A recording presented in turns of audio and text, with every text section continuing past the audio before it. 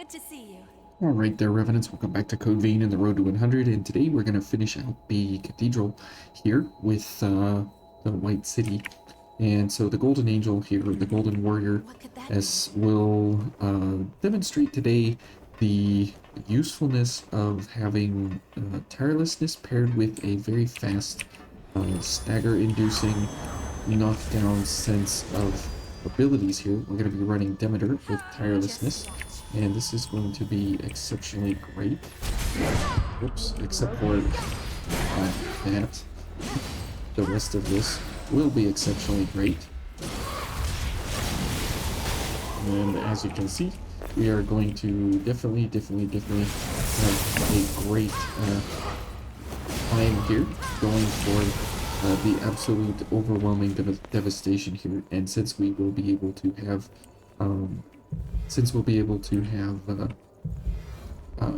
a ton of knockdown and everything all at the same time, we will absolutely be completely fine here to go for, you know, all of the ability to control the enemy at will. Even though we have a very slow weapon, having tirelessness along will allow us, as you can see, to always have stamina along the way, and just kind of ignore the first engagement there. That was kind of an oopsie, as I normally have my oopsies. And so we'll just continue on here as if nothing out of the ordinary is going on. Oops, okay. That was a very strange endeavor there that we did not, you know, get together. But what was on? Okay, and okay, and we'll go for a launch when this thing gets up. Okay, maybe two launches, and we're just having a hard time getting over the fact that we are in a claw veil, and all of our parry timings are completely different than what we had going the other day. Okay, and so you know, it's taking my brain a little bit to calibrate here that, oh yeah, I'm running a claw veil. Apologies for that, but I hope this run of showing you guys some of these faster engagement sets are you know, kind of showing you the shortcomings and Maybe the we should check out the great whole points area. of, you know, when you pair up very fast gifts all together with what you have actually running in your kit, and what kind of weapons that can pair with, and so on and so forth. Because not all the time, you know, everything will be what you want it to be. I can't see. Okay. And that is when things get messy, is when stuff like that happens, where you get boxed into corners. But if you have enough, I guess, situational awareness of what's happening, then you can come out on top all the time, just because of the fact that you know what you need to be doing when. And if you can't start to see things, you know, then it's better to either get out or roll out or somehow get away. And that's not always possible, as you've seen here, but it definitely is possible to, you know, get where you need to go when you need to do things. Okay, and we have, oops, we have all of our abilities here active, so we should be fine. And hopefully this enemy doesn't give us too much problems here, because these enemies can absolutely be the worst. Okay.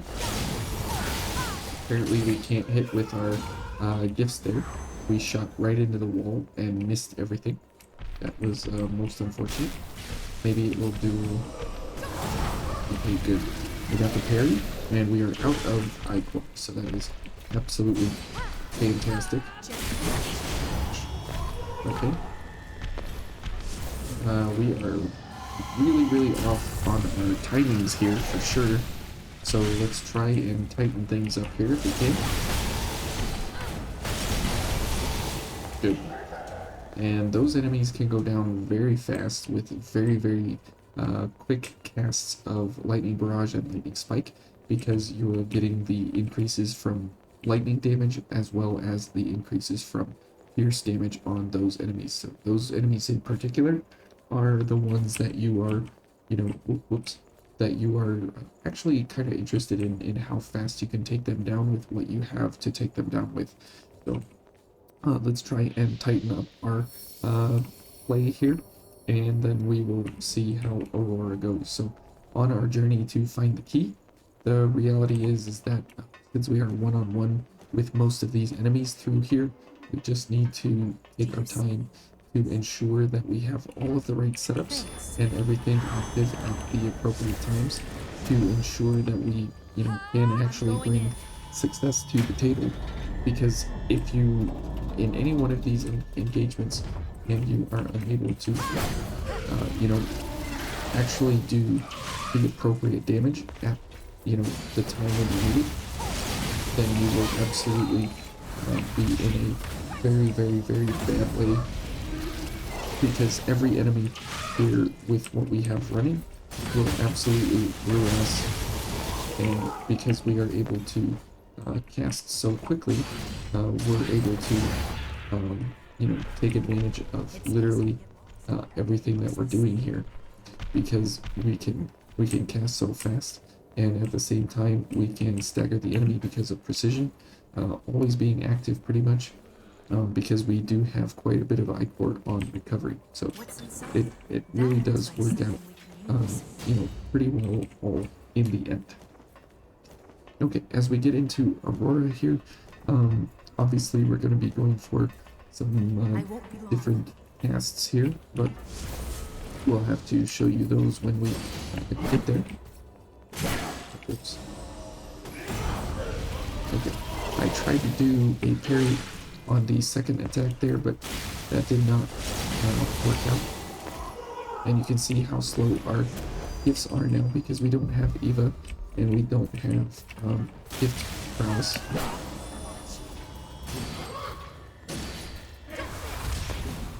Okay, very good. Let's get rid of that thing. The quicker, the better. And so during the Aurora fight, we're going to be, whoops, kind of in a bad way, all things considered, just because of the fact that, whoops, just because of the fact that we don't really have everything that we will need in a, like, it would be cool to have something like Lightning Spike in a crush form, but unfortunately, since we don't have that, we're stuck with the roars, and they're not horrible. They're just not, you know, the greatest things that we could be going for. So we'll have to see here. And also because the Obliterator Axe is not exactly the fastest attacking weapon, it will reduce our ichor consumption considerably. So we'll have to keep an eye on that as well.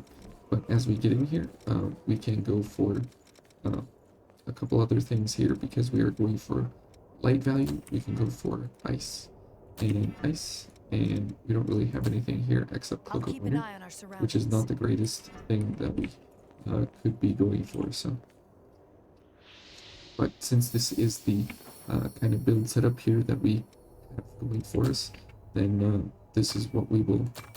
I love how take all only takes one. But we will be able to, you know, we'll probably die a couple times here, but you never know. There have been some great surprises, and because we have precision, we might be able to actually get her staggered fairly easily.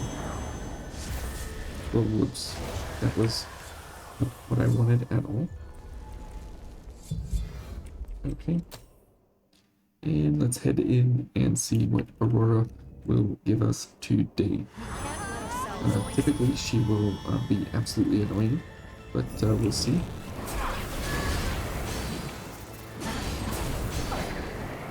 Okay. Oh. We're dead.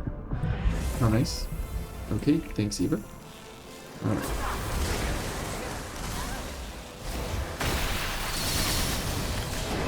And we're we're dead again. Okay, absolutely wrecked in her face because we had a very, very, very, very bad start there. So, but this build will work for both phases, both phase 1 and 2. So it's something that we can um, not worry about too much. That whether or not we will have enough to be doing for phase 2. So, but as you can see, we have a pretty difficult time in phase 1 here, getting any actual slaps out on Aurora, just because of the fact that you know, our gifts are, you know, not okay, not staggering her in any kind of way. So unfortunately, we are constantly, you know, out of stamina because of the running back and forth and such. Okay, absolutely getting wrecked here. Hang in there, Eva. Okay.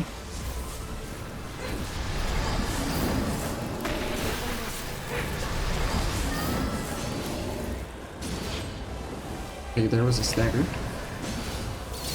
There's a stagger. Okay, there we go. And that's the important part, is to get her to stagger over and over, so you can constantly attack her however you need to. Okay.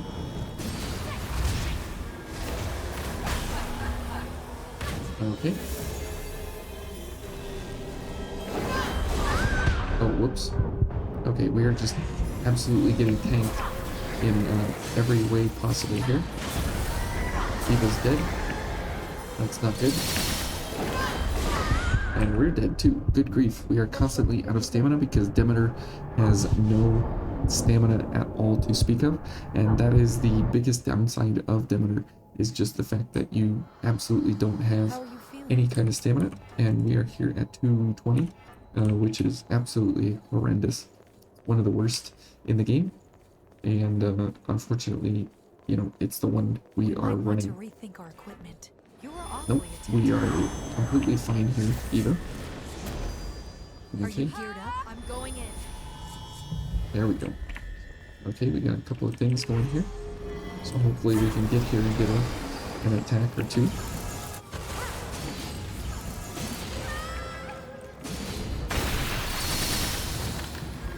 Okay.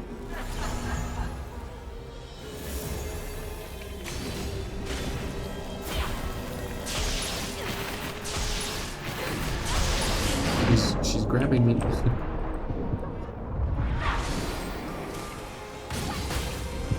Okay. Okay. Just absolutely horrible here. Being out of stamina all the time. And as you can see, the Obliterator Axe has like very, very, very little stagger potential and very, very slow swinging attacks, and we don't have a lot of ichor recovery coming from this thing.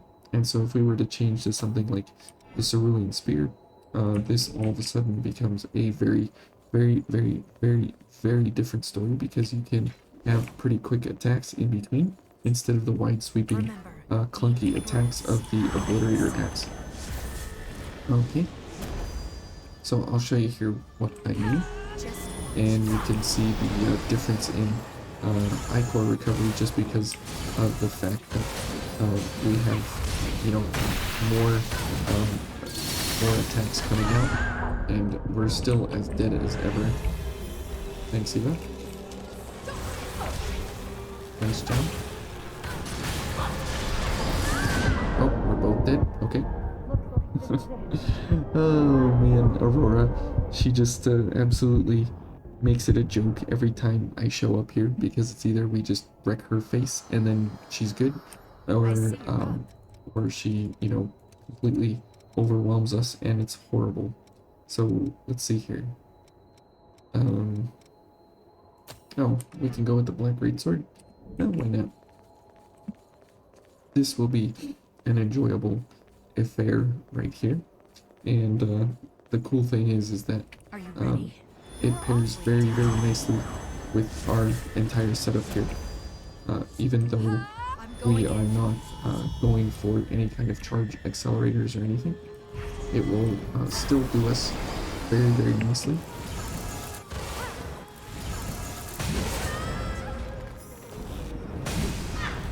As you can see there.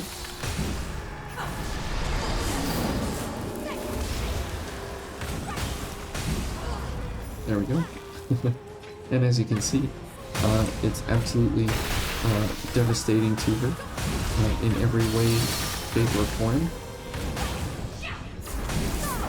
And we'll just go for another attack here. And we'll keep her locked into position here.